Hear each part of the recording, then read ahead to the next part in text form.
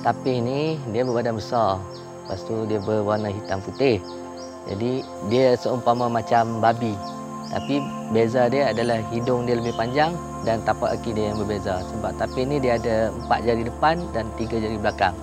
Manakala anak tapir pula dia lebih kepada berwarna belang dan perang-perang. Jadi selepas 3 bulan baru dia akan menjadi seperti mak dan bapa dia, berwarna hitam dan putih. Setiap tapir semua yang dalam kurungan ni ada nickname dia sendiri. Seperti Bera, Gadik, Boy, Mala. Kebanyakannya dari rescue, dari setiap negeri di Malaysia ni, kita rescue, menyelamat dia, datang sini untuk buat rawatan dan sebagainya.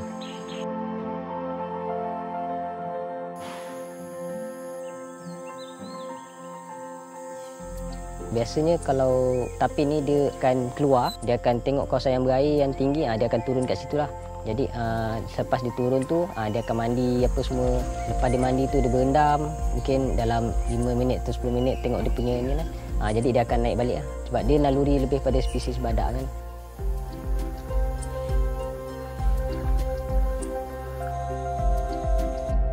Bagi pemakanan tapir, dia lebih pada makanan herbivore, tumbuh-tumbuhan dan buah-buahan. Untuk rutin harian kami, biasa kami akan dapatkan daun-daun di kawasan sekitar PKHL. Kemudian kami ikat, kami gantunglah dekat kawasan tu.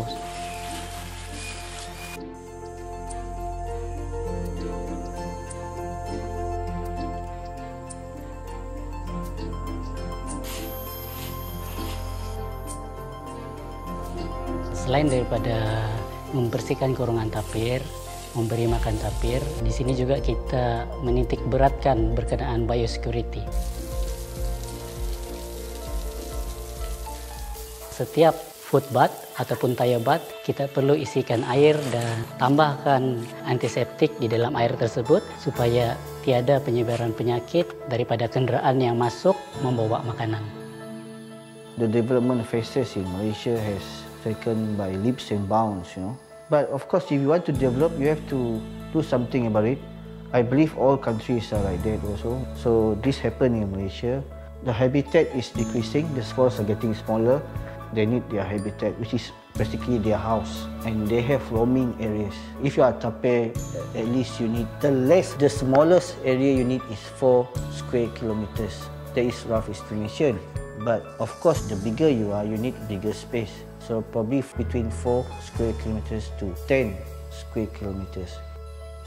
For the time being, their population is declining. As mentioned in the IUCN reports, the number of tapir about 1,499. I mean, the official number is 1,500, but this unofficial number of populations, current population is probably less than 1,000, about 700 to 900. If follow the same trend, reduced to another 50%, we will be facing this problem same like our Malayan tiger, which maybe in 15 years or 20 years we will have only less than 200 tapir in the wild.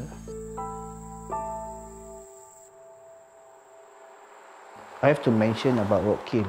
When you have smaller forests and also fragmented forests, you have forests sometimes that when you do some development here, the middle part is empty. Then you have space here, meaning you have fragmentation. Whenever they displaced from their habitat, they will get collisions with vehicle. The vehicle will hit them.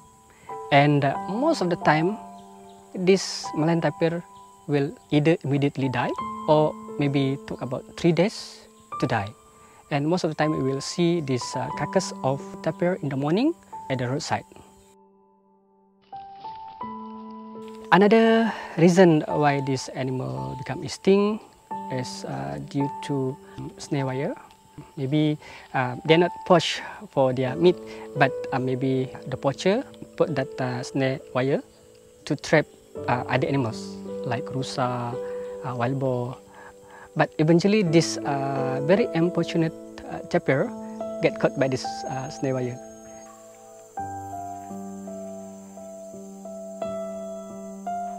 Tapir only reproduce after 13 months of pregnancy, and then they will stay together with the calf about 2 years in the wild.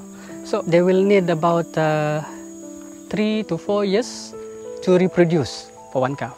And let's say if the tapir in the wild have this lifespan of 30 years, we can divide by 4. Will produce only about 6 to 8 babies.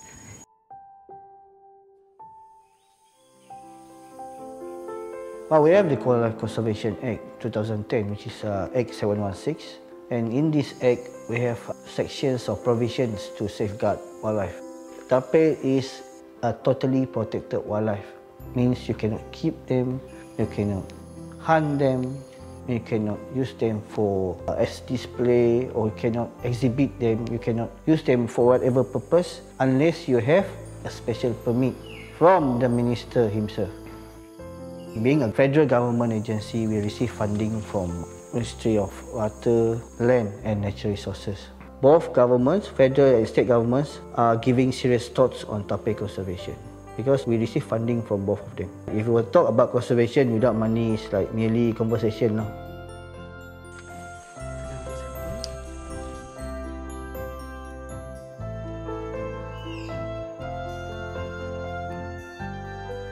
Wildlife Center, we have assistant veterinary officer to look after the tapir.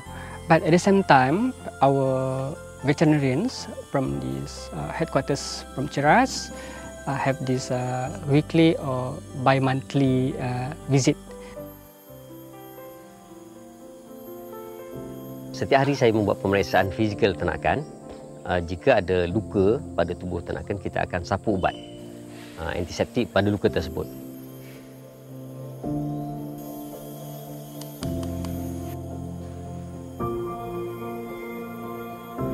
Sebelum kita lepaskan tapir itu ke habitat asal, tapir-tapir yang hendak dilepaskan ini akan melalui beberapa peringkat. Kalau di pusat ini kita ada suku ekar, 10 ekar dan 100 ekar. Sekiranya tapir tersebut berjaya melepasi ketiga-tiga peringkat ini, barulah kita akan lepaskan tapir tersebut ke habitat asal dia.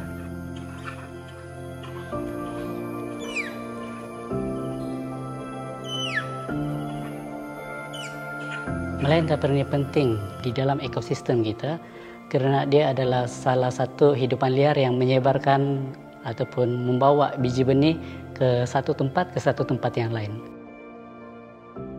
Kita menyambut Hari Tapir Sedunia pada 27 April pada setiap tahun. Dan di pusat konservasi ini kita adakan sambutan tersebut untuk orang ramai mengingat dan mengaplikasikan konservasi hidupan liar. Sebenarnya bukan saja tapir, tapi kita fokus pada tapir di tempat inilah. Tapir is one of the big five in conservation. It's one of the most important species in conservation, at least in Malaysia. What public can do, to me, it's not about what they can do. It's about what we can all do together. Because conservation to me encompasses science and social kind of thing. It's not about fighting for a cause. It's about highlighting the voice of the animals, the wildlife, conservation of the tapirs. We need to work together with the local community because here you have a lot of kampongs here, Felda, right? So they are working together with us. We involve them in our conservation programs. You can do a special project on tapir. For the university students especially, you want to do research about public awareness among Malaysians about tapir. Probably the media, a school of media, can highlight how the public can help this center, the department, and also the government to conserve tapir.